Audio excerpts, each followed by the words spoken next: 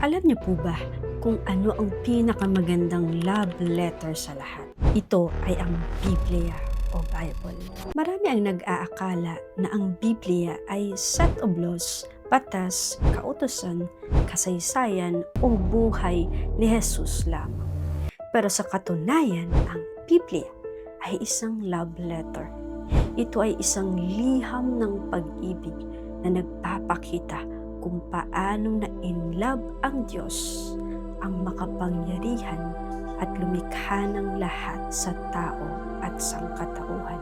Sabi nga sa Biblia, there is no greater love than this, that someone lay his life for his friend.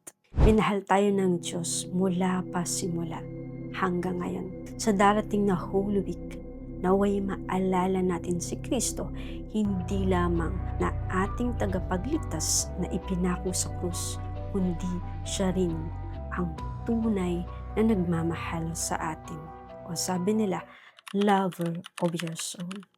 Ang Diyos na nagmamahal sa atin nang higit pa sa ating maisip. At sa labis na pagmamahal ng Diyos, sinabi sa John 3:16, sa labis na pagmamahal ng Diyos, ibinigay niya ang kanyang kaisa-isang anak na sinuman na maniwala sa kanya ay magkakaroon ng buhay na walang hanggan.